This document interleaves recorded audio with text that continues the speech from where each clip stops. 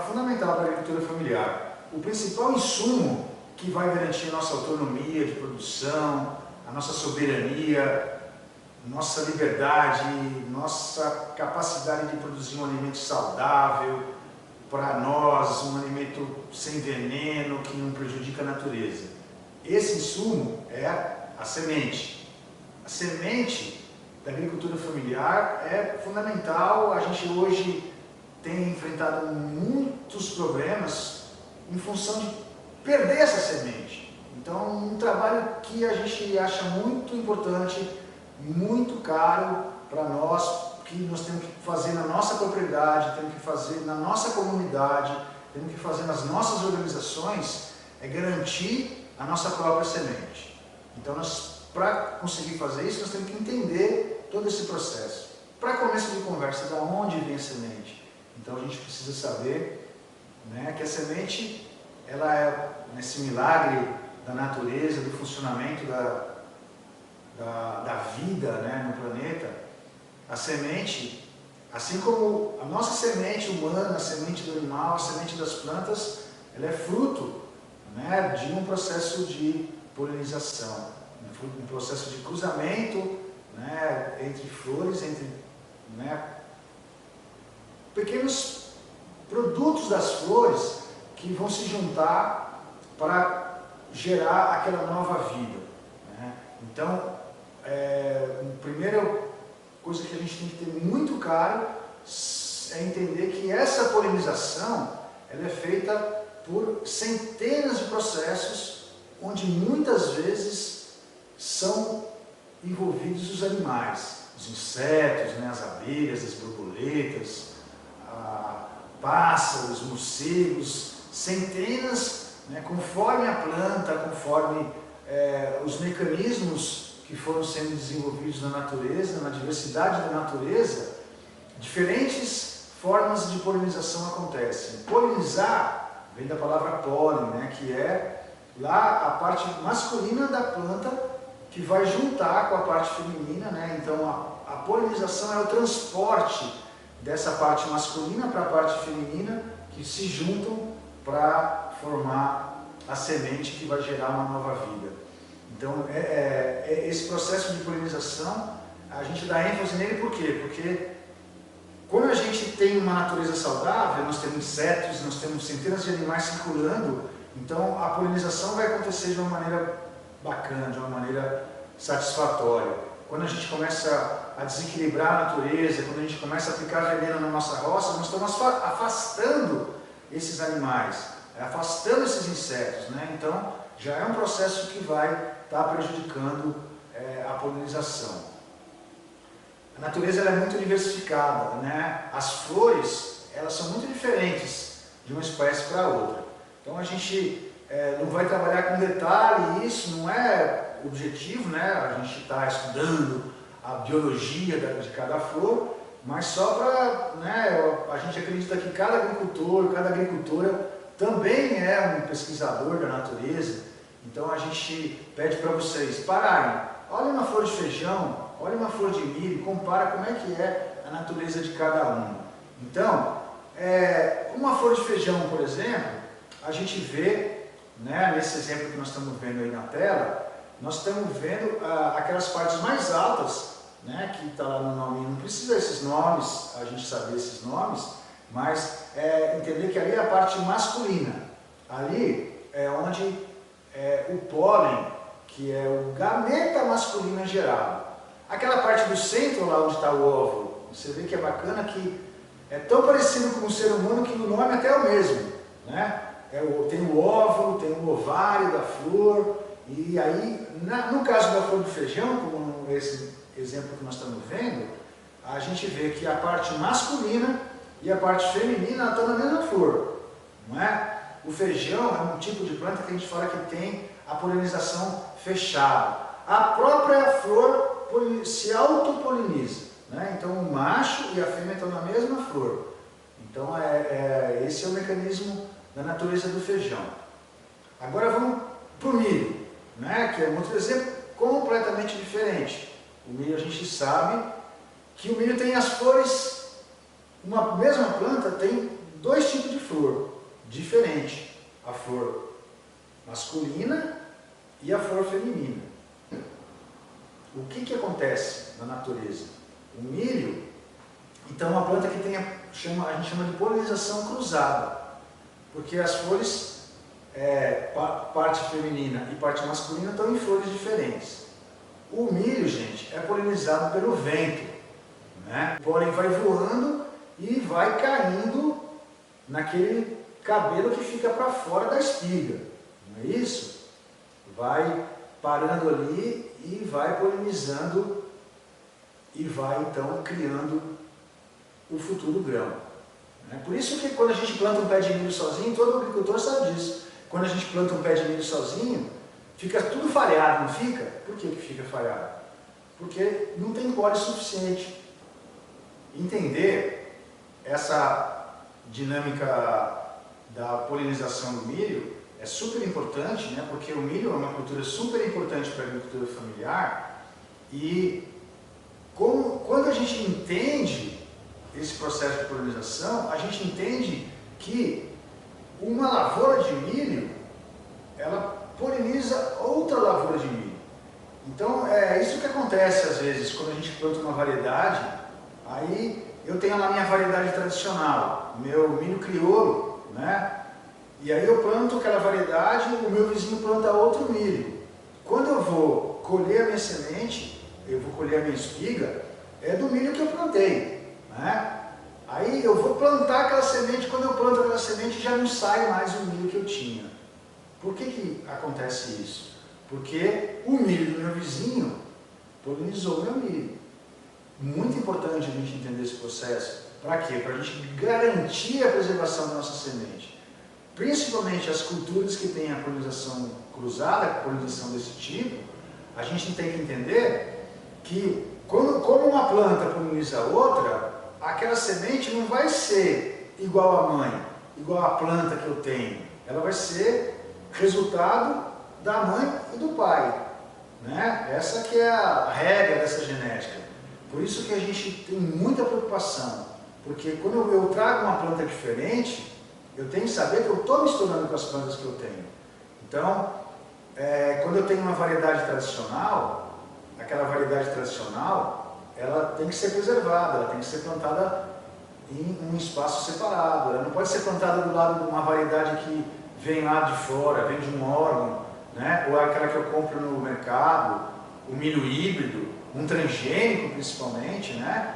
Então são situações que a gente perde a nossa semente, né? Nós não temos que ter essa consciência, né? De preservar nossa semente. A estratégia do milho, por exemplo, nós temos, para preservar a semente tradicional, nós temos que entender isso. Ou a gente planta em espaços longe de milhos diferentes, né? Então eu vou fazer uma roça lá, né? Afastada das roças da vizinhança, das outras roças que eu posso mesmo ter, ou então eu vou plantar em tempos diferentes, né? Eu planto ele num tempo que eu sei que não vai ter nenhum outro milho soltando pólen, porque aí eu sei que se eu só tenho aquela lavoura soltando pólen, a minha semente só vai poder ser dela mesma. Então, dessa forma, eu mantenho a minha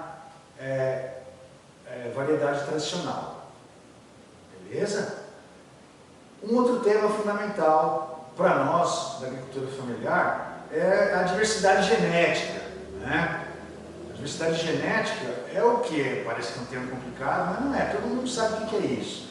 Diversidade genética é pensar que dentro de uma mesma espécie, nós temos muitos tipos de plantas diferentes, né? Então nós não temos um tipo só de maracujá. Aí, por exemplo, né, são várias espécies diferentes de maracujá. Para qualquer planta que eu pensar, mandioca, milho, feijão, né, as espécies florestais, frutas, qualquer tipo de planta, eu não tenho só uma variedade, eu tenho muitas variedades diferentes. Isso que a gente chama de diversidade dentro daquela própria espécie, né? Quando a gente está falando de espécies várias diferentes, nós estamos falando da biodiversidade. Quando a gente está falando da diversidade dentro de uma só espécie, Essa diversidade, gente, da agricultura familiar, né, é fundamental.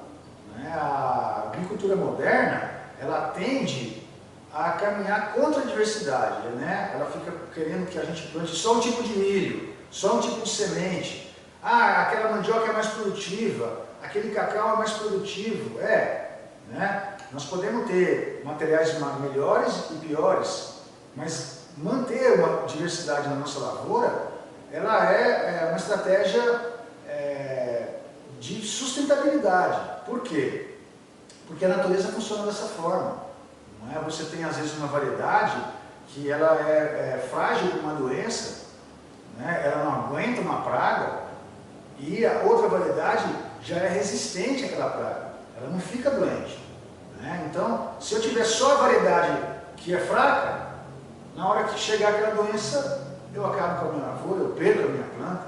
Se eu tiver várias variedades diferentes, eu tenho uma estratégia de sobrevivência. Eu tenho mandioca que aguenta mais a seca, mandioca que aguenta mais a terra encharcada. Então, isso que é o fundamental da estratégia da diversidade, de manter a diversidade. Né? Então, isso para nós é fundamental. Né? A agricultura familiar, individualmente e coletivamente, ter muitos tipos de variedades diferentes. Não existe a melhor mandioca, existem várias mandiocas boas, não existe o melhor milho, o melhor cacau. Né? Existem variedades adequadas, adaptadas para condições diferentes de clima, de terra. Uma coisa interessante que a gente quer colocar assim, né, em termos de curiosidade bacana, é a gente entender assim, que o mundo, né, ele é muito grande, aí tem esse mapa do mundo aí, que as plantas elas têm origens em diferentes partes do mundo. Né? Desde que a humanidade começou a caminhar em cima do planeta, existe a troca. Né? A semente vai andando, uma planta de um lugar vai chegando no outro, né? Junto com as viagens, com os intercâmbios. Né? Então, o ser humano ele vai trocando esse material. Né? Então, para nós é interessante, por exemplo, a gente hoje sabe que as plantas cultivadas por nós, agricultores familiares, eles têm origens em diversas partes do mundo. Né? Tem planta que desde a origem aqui das populações originais, né? Que são os indígenas do Brasil já plantavam mandioca, já plantavam amendoim, já cultivavam várias frutas, caju, né? Muitas plantas diferentes. Em outros lados da América, né, os índios trabalhavam já com milho. Né? A cultura do milho era muito desenvolvida pelas populações indígenas, né, dos Andes, da Mesoamérica, na região mais em cima do México, o feijão, né, vários tipos de feijões. Então esse material vai tudo circulando. Né? Já outros materiais, por exemplo, que o arroz, né, que é básico hoje na nossa alimentação também, ele vem lá de outro lado do mundo, né? Vem lá da importância da semente. Então as plantas que se adaptaram aqui. Manter cana de açúcar, por exemplo, a sua autonomia, a sua capacidade de produção. Normalmente, manter a maior diversidade genética que atenda plantas, o seu interesse cultural, o seu interesse, como a gente tem mais variedade de mandioca, né? A gente tem hoje, por exemplo, vários exemplos, né? Aqui no Brasil. Uma cesta, o Brasil tem muito mais praticamente não conhece essas batatas aqui na nossa região. Só falta te lembrar o centro de origem dessas plantas. Na região do centro de origem da batata. É importante a gente também pensar que nós temos que manter, né? E muitos tipos de batata diferentes. A gente só chega com batata de origem amarela praticamente aqui na nossa região, né? Porque não é o nosso centro de origem, não faz parte da nossa alimentação. Mas o milho faz parte, a mandioca faz parte. Então essa diversidade é fundamental. E ter essa semente é fundamental. Né? A autonomia da agricultura familiar está ligada a essa semente. Uma coisa que a gente tem que ter muita consciência. Né? Hoje, as maiores produtoras de veneno da agricultura são as maiores produtoras de semente. As empresas, elas trabalham com aquele pacote tecnológico, então se a gente perde a nossa semente, nós vamos ficar o quê? À mercê de uma semente do mercado. Nós vamos ficar dependendo de uma semente que é feita por uma indústria que faz uma semente pensando no produto associado àquela semente, que é o adubo químico, que é o agrotóxico, não é? Então a gente fica dependendo de um pacote. Você vê como que a indústria hoje, ela desenvolveu de uma certa forma, que ela faz um milho, que é esse milho transgênico, que é um milho resistente ao herbicida, que é um milho que não tem um gene que não permite que você plante ele de novo. Então a gente fica totalmente dependente do mercado. Então a nossa ideia não é essa, a nossa ideia é uma agricultura autônoma. Um agricultor que tem a capacidade de produzir, né, com as próprias despesas, com a própria capacidade, e guardar a semente é fundamental. Né? Esse conhecimento tradicional a gente não pode perder. Então quando a gente pensa num trabalho concreto com semente, né, é um pouco esse giro que a gente está apresentando aí agora para vocês. Né? Nós temos alguns passos para fazer um trabalho bacana com semente. Começando pelo resgate de sementes tradicionais, fazendo ensaios experimentais, montando campos de sementes, pensando numa estratégia de conservar essa semente e num sistema de troca de semente. Então é esse giro que a gente quer que funcione na agricultura familiar. Então vamos falar um pouquinho sobre cada um. Resgatar a semente tradicional. Como é que a gente faz isso? Né? Caminhar nas nossas comunidades, né? Conversar com os agricultores mais velhos, né? Que planta é essa? Né? Ir para o quintal, ir para a roça, né? Pegar essas variedades, milho, mandioca, batata doce, né? É o que tiver em cada comunidade, em cada aldeia, em cada área quilombola, né? Principalmente com os mais velhos. Conversar sobre a característica das plantas, né? Fazer uma fichinha, né? Que milho é esse? Né? Esse é o palha roxa, né? Essa aqui a variedade é a caravela, enfim, né? O nome que tiver na comunidade, nós vamos então resgatar, caracterizar a planta, identificar, fazer uma coleta e fazer o armazenamento dessa semente para que a gente possa então levantar a condição atual de sementes crioulas, né, como a gente chama, sementes tradicionais na região. Um outro trabalho bacana também é o chamado ensaio experimental. Né? É a gente fazer o quê? Ensaio na experiência. A experiência só quem faz é o órgão de pesquisa? Não.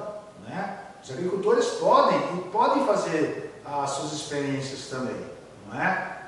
Experimentar nas condições locais. Experimentar é como? Experimentar eu vou pegar 3 variedades de milho, 4 variedades, milho, mandioca, faz uma areazinha, mede uma área na propriedade, junta com os vizinhos, mede 3 áreas, 6 áreas, planta pequenos pedaços de cada uma daquelas variedades. Aí eu quero comparar 3 variedades de milho, eu quero comparar 3 variedades de mandioca, então nós vamos plantar uma do lado da outra. E vamos estar acompanhando, avaliando, o que nós queremos. Mandioca melhor para farinha, então qual é? Vamos conversar, vamos reunir, e vamos discutir sobre aquele material, para conhecer aquele material. Os melhores materiais que a gente tem no campo, a gente pode estar trabalhando no campo de semente. O campo de semente é aquela estratégia para a gente aumentar, multiplicar as plantas que nós precisamos, nós já selecionamos através dos ensaios, no caso das culturas anuais, das culturas de ciclo menor. Então vamos achar uma área isolada, fazer um preparo de terra caprichado, para aumentar aquela semente de milho, de feijão, de fava, batata doce, mandioca, então um material que a gente encontrar. Da mesma maneira, nós podemos estar fazendo com árvores também.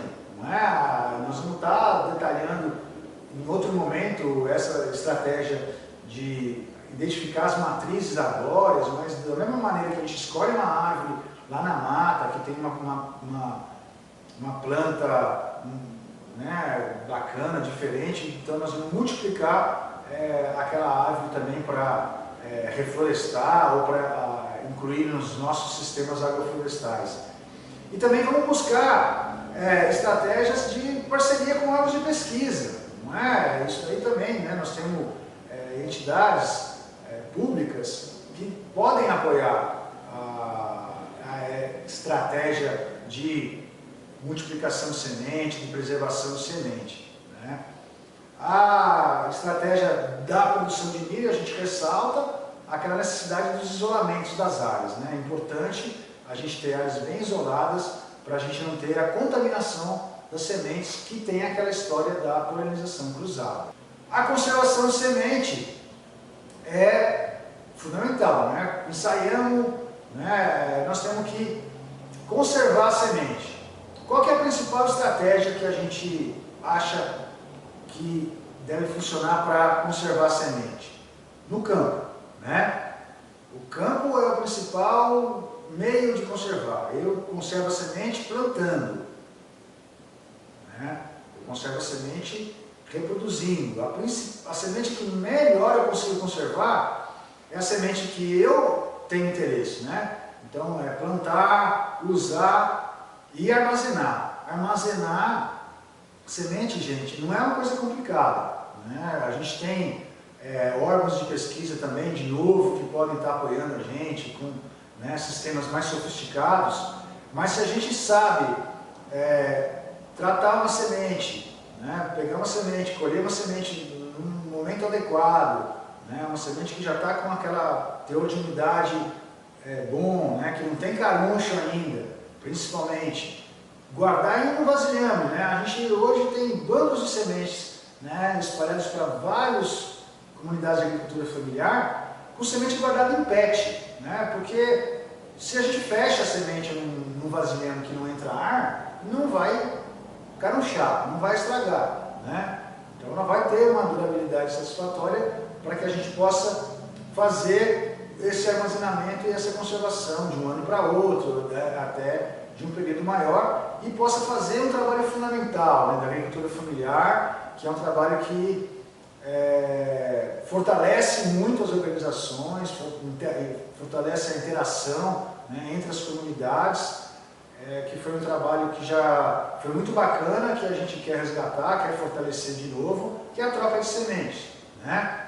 Que é eu levar minha semente, né, a gente promover feiras, promover eventos, né, onde a partir de todos esses estudos que a gente pode estar fazendo em cada uma das comunidades, a gente trocar esse conhecimento, né, o agricultor com a agricultora, trocar conhecimento, trocar semente, trocar material, trocar sabedoria, para que a gente está sempre fortalecendo a autonomia, soberania e a liberdade e a sustentabilidade da agricultura familiar.